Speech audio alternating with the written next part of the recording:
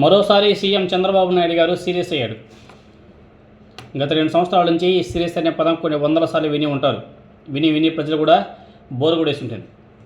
ఇప్పుడు ఎందుకు మళ్ళీ సీరియస్ అయ్యాడంటే, ఒంగోలు నియోజకవర్గంలో నడుస్తున్నటువంటి కూటమి నాయకుల మధ్య వివాదం, జనసేన అదేవిధంగా తెలుగుదేశం పార్టీ నాయకుల మధ్య నడుస్తున్నటువంటి వివాదం, ఏకంగా ఒంగోలు తెలుగుదేశం పార్టీ ఎమ్మెల్యేకి అదేవిధంగా జనసేన పార్టీ ఇన్ఛార్జ్ అయినటువంటి బాలినేని శ్రీనివాసరెడ్డి గారు వాళ్ళిద్దరి మధ్య నడుస్తున్నటువంటి వివాదం నివురు కప్పిన నిప్పులాగా జనసేన అదేవిధంగా టీడీపీ మధ్య విభేదాలు ఒక్కసారిగా బట్టబయలుతున్నాయి.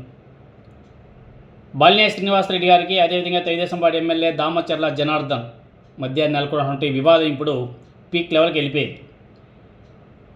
జనసేన కార్యకర్తలకు కనీస గౌరవ మర్యాదలు కూడా దక్కడం లేదు.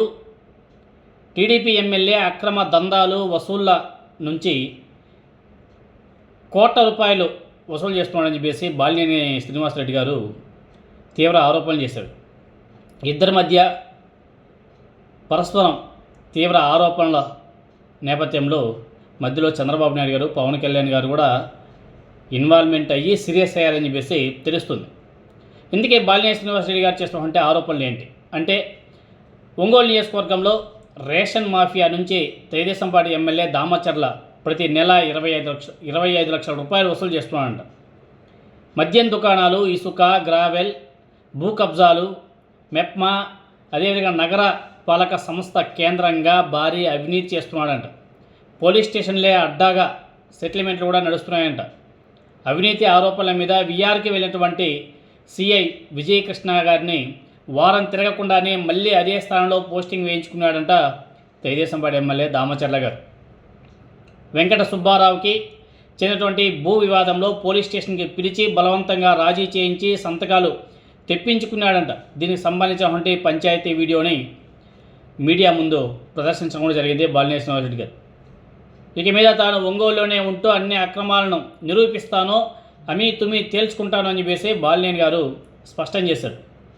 ఇంకా దానికి ఆ కౌంటర్ కూడా ఉంటుంది కదా, టీడీపీ ఎమ్మెల్యే దామచర్ల గారు కౌంటర్ కూడా గట్టిగానే వేశారు. బాలినేని వ్యాఖ్యల్లో పూర్తిగా ఖండిస్తున్నాను. బాలినేని శ్రీనివాసరెడ్డి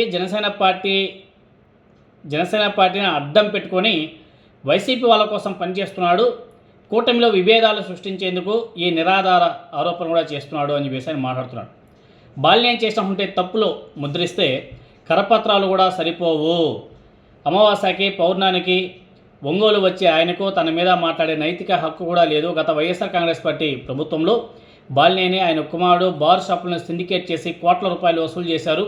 తాను ఎలాంటి అవినీతికి పాల్పడలేదు, దీని మీద కాణిపాకంలో ప్రమాణం చేసేందుకు కూడా సిద్ధమని చెప్పేసి బాలినేని శ్రీనివాసరెడ్డి గారికి సవాల్ విసిరాడు. అయితే కూటమిలో ఉన్నారనే ఇప్పటివరకు మౌనంగా ఉన్నాడంట దామచర్ల గారు. లేకపోయింటే జనసేన పార్టీలో ఉన్నాడు కాదు బాలినేని శ్రీనివాసరెడ్డి గారిని వదిలేశాడంట. లేకపోయింటే ఈ సమయం తీసుకెళ్ళి బొక్కలో వేసేసేవాడంట. అంటే దీన్ని బట్టి అర్థమవుతుంది, అధికారంలో ఉంటే ఎంత అవినీతి చేసినా, ఎంత దోచుకున్నా, ఎంత మాట్లాడినా తప్పేం కాదు. అదే వేరే పార్టీ వాళ్ళు ఎవరైనా సరే ప్రశ్నించినా, అడిగినా వాళ్ళు తీసుకెళ్ళి బొక్కలో వేసేస్తారు అని చెప్పేసి చాలా స్పష్టంగా కూటమి ఎమ్మెల్యే, అధికార పార్టీ ఎమ్మెల్యే చెప్పినటువంటి మాట. బాలినేని శ్రీనివాసరెడ్డి గారు కూటమిలో ఉన్నాడు కాబట్టి సైలెంట్గా ఉన్నాడంట. అదే వేరే పార్టీలో అంటే ఈ సమయాన్ని తీసుకెళ్ళి బొక్క అంటారు. అంటే లా అండ్ ఆర్డర్ ఏ విధంగా ఉందో దీన్ని బట్టి మనం అర్థం చేసుకోవచ్చు. లా అండ్ ఆర్డర్ ఎలా ఉందంటే, మనం పిలిస్తే వచ్చి పనిచేస్తారు, వెళ్ళిపోతారంటే వెళ్ళిపోతారు. అలా పరిస్థితి అయిపోయింది. అధికార పార్టీకి లా అండ్ ఆర్డర్ ఏ విధంగా తొత్తుగా పనిచేస్తున్నాయో దీన్ని బట్టి మనం అర్థం చేసుకోవచ్చు.